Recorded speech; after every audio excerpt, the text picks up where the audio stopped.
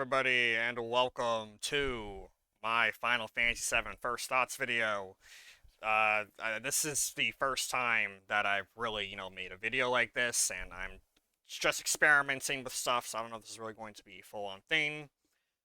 So I don't know what to call this series, and, well, yeah, this is just me playing Final Fantasy VII, just talking about some of my personal thoughts about the game, and, well, yeah, here I am.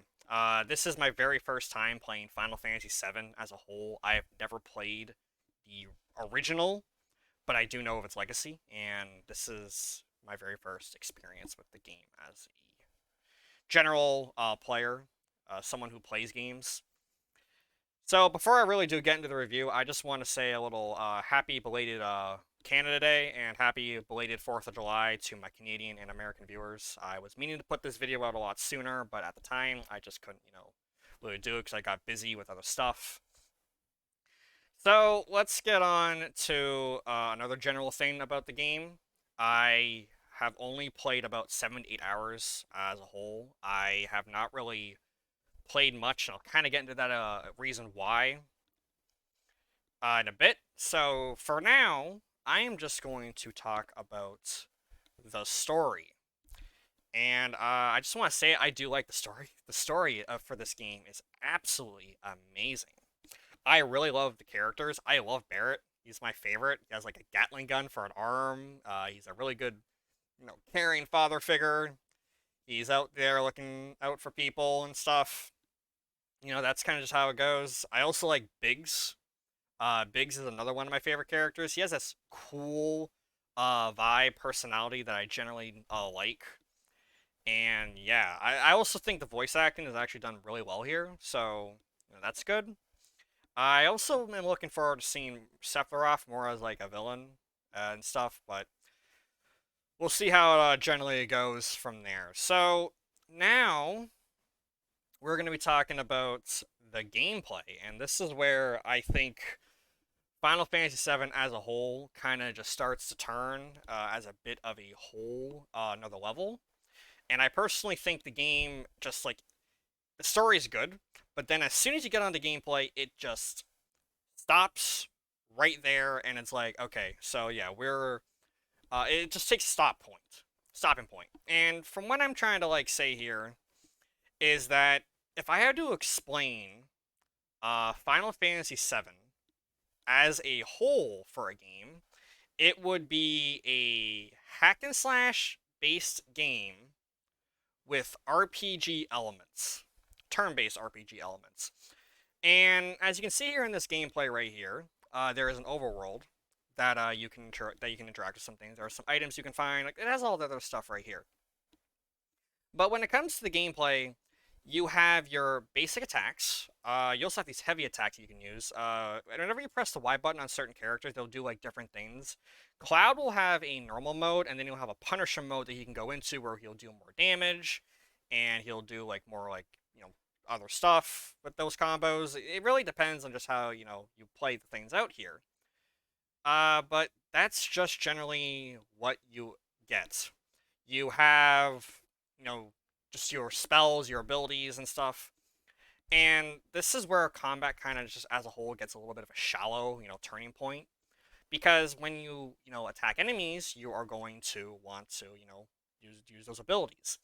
But the problem is, though, is these abilities do require this ATB meter that you see on the bottom of like Cloud's health here. Now, for abilities, this is understandable because you have to use those abilities. Those abilities have to cost something. And then there's spells you can use, which also cost the ATB gauge and MP, which is your magic that you get to use. The more you use a spell, the more the spell will grow more powerful. So, like, if you use, let's say, the Fire or like Blizzard spell, they're gonna upgrade to a more stronger variant of the spell that will cost more, MP, but it will do more damage.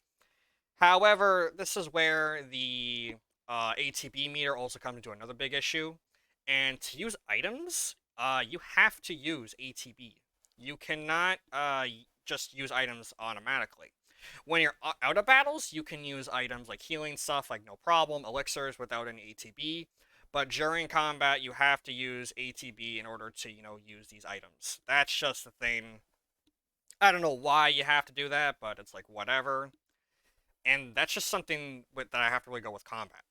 It's shallow. It's kind of like an empty, hollow shell of what it is, and I really don't like it. Like the story is absolutely amazing, but then as soon as you get onto combat, it just dwindles. There's really nothing special to it. There is a you just do your basic attacks, your spells, and all the other stuff, and that's just something that I really just don't like about it. And that's just all. And that's not to say that like it's boring. I mean, well, actually, no, it can get boring. It's just I don't want to play the game because the combat is just so slow or shallow. It's slow, shallow. It's just uninteresting, and I really don't like it. But now we are going to get on to the other issues that I do have, and this is just the issues that I've noticed the community have, I have, and all that other stuff in between.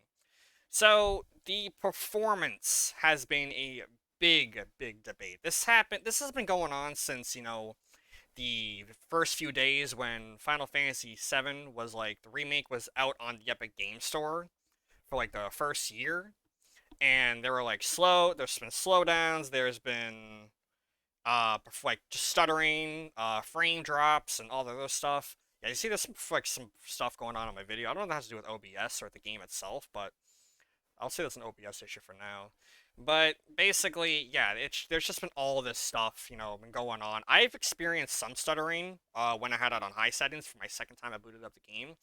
But for the first time, I had absolutely no issues, which is kind of weird. But since I put the game on low settings, I have not had any issues so far. But I can't say for anyone else who's played the game. Now, I don't have the best PC rig in the world at the moment. I mean, but I can play Forza 5 without any issues really. Not on high settings, but maybe on medium settings I can do it. But that's not really something that someone with the 3080 graphics cards or 3090 graphics cards should really be experiencing. But it's like whatever. Other than that, this is my next big issue that I have with the game, and that's the price. At the current time, this is the last full day of the summer sale as I'm playing the Steam version. But if this game is not on sale, you are paying a total of $90 for this remake. $90 for it's absolutely crazy here. But that's not the worst part either. This is only a one-third of the game. Yeah, the remake is going to be in a total of three parts, and I'm a bit not really too fond of this because if you had to put all three parts into a development time here, we probably have to wait a full time of 6 years for the full game. So that means, like yeah, 6 years because I mean I'm not even counting like development time for the game fully, but it's legit just like 6 years that this entire game series is going to be out. And if you had to combine that at a total of like $90 CDN, you're paying a total of $270 CDN to experience this full game. That's how much the average, person for who lives in Canada, for different, countries have different currencies, but like that's just how much you have to pay to really experience this game. And with how combat is presented, I don't really feel like opening this game up and going to play it. I feel like, just playing other games. And that's the problem that's preventing me from really even putting the game up again and playing Final Fantasy VII. That's just my general thoughts, though, of the game. It's just the combat is, empty. The performance issues for some people are just absolutely crazy. There's like literally discussions going on saying that we need to give this game negative reviews to give Square Enix like what we want here, like to give Square Enix our voice. And that's not really going to. Well, I mean, it could help, but like with how like the Near Automata patch had to come for its performance issues, or like for its like HD stuff to come out, who knows what's going to happen? It's Square Enix as a whole here. The company, it's just they do whatever they want without any like care for the backlash they receive. But that's really going to be it for my thoughts on the Final Fantasy VII Remake. I don't know how me and this game are really going to handle. I'll see. I'll try and pick it up as best I can. But for the most part, that is going to be it for this video. I hope you guys have a nice day, a nice, summer, I suppose, and I'll see you guys in the next one. Have a nice day.